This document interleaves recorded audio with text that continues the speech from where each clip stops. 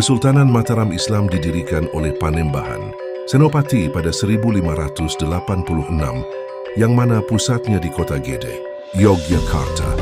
Awalnya pusat pemerintahannya berada di Pajang, lalu dipindahkan ke Mataram oleh Panembahan Senopati. Berdirinya kerajaan Mataram Islam tidak ada sangkut pautnya dengan Mataram Hindu-Buddha. Pada awal pemerintahannya, Panembahan Senopati banyak mendapat tantangan dari para bupati di sepanjang pantai utara Jawa, di antaranya Demak, Jepara, Kudus, Gresik, dan Surabaya. Senopati juga menghadapi perlawanan dari Madiun dan Ponorogo. Namun semua itu dapat diselesaikan oleh Panembahan Senopati. Bahkan Senopati juga berhasil menundukkan Cirebon dan Kerajaan Galuh di Jawa Barat. Pada akhir masa kekuasaannya, tahun 1601, luas Kesultanan Mataram meliputi ke arah barat sampai Kerajaan Galuh dan ke arah timur sampai Pasuruan. Pengganti Panembahan Senopati adalah putranya yang bernama Raden Mas Jolang atau Panembahan Hanyakrawati. Karena meninggal di Krapyak, ia mendapat julukan sebagai Pangeran Sedo Krapyak. Mas Jolang gagal memperluas wilayah kekuasaan Mataram sampai wafatnya tahun 1613.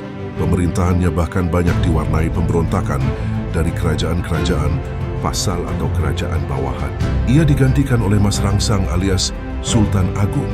Di bawah pemerintahannya, Mataram mencapai puncak kejayaan yang memiliki cita-cita, yaitu menyatukan Jawa di bawah kekuasaan Mataram. Ia melatih tentara Mataram sedemikian rupa, sehingga kuat secara fisik dan mental. Alhasil Mataram menjadi negara yang kuat dan disegani.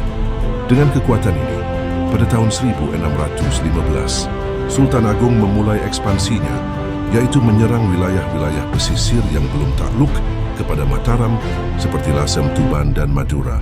Pasukan Sultan Agung telah menguasai Surabaya, Madiun, Ponorogo, Blora, dan Bojonegoro. Penaklukan baru berakhir pada 1625. Ia pernah berusaha menguasai Batavia yang merupakan pusat pemerintahan VOC, yaitu tahun 1628 dan 1629, namun gagal. Sultan Agung juga dikenal sebagai seorang ahli politik, sastra, filsafat Jawa, serta agama.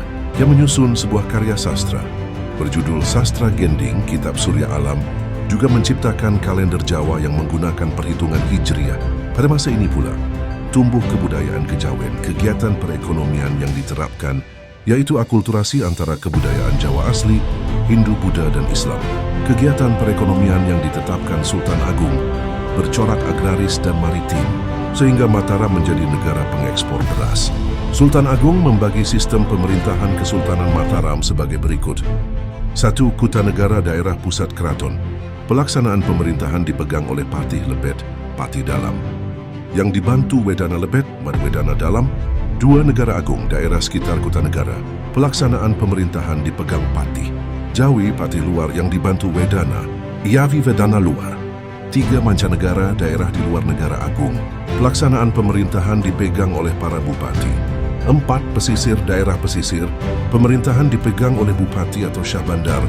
Pada tahun 1645, Sultan Agung digantikan oleh putranya Amangkurat I sampai 1677. Pemerintahannya sangat kejam, sehingga Mataram cepat mengalami kemunduran. Ia mengizinkan Belanda membangun benteng di Mataram. Wibawa Mataram jatuh. Hal ini membuat negara-negara taklukan. Mataram tidak segan-segan memberontak. Pemberontakan besar yang dipimpin oleh Trunajaya dari Madura memaksa Amangkurat I bersekutu dengan VOC. Amangkurat I wafat di Tegalarum 1677 ketika mengungsi sehingga dijuluki Sunan Tegalarum. Penggantinya adalah Amangkurat II, memerintah 1677 sampai 1703. Dia sangat patuh pada VOC. Pada masa pemerintahannya, Belanda menguasai hampir sebagian besar wilayah Mataram. Pengganti Amangkurat II secara berurutan adalah Amangkurat III, 1703 sampai 1708. Pakubuwana I, 1704 sampai 1719. Amangkurat IV, 1719 sampai 1726. Pakubuwana II, 1720, 6 sampai 1749. VOC tidak menyukai Amangkurat III karena ia menentang VOC.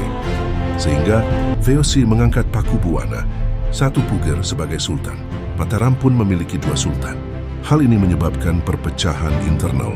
Hamangkurat III memberontak hingga tertangkap di Batavia, lalu dibuang ke Ceylon, Sri Lanka. Kekacauan politik baru dapat diselesaikan pada masa Paku Buwana III setelah pembagian wilayah. Mataram menjadi dua, yaitu Kesultanan Ngayogyakarta dan Kasunanan Surakarta pada 13 Februari 1755. Pembagian wilayah ini tertuang dalam Perjanjian Giyanti, Karanganyar, Jawa Tengah.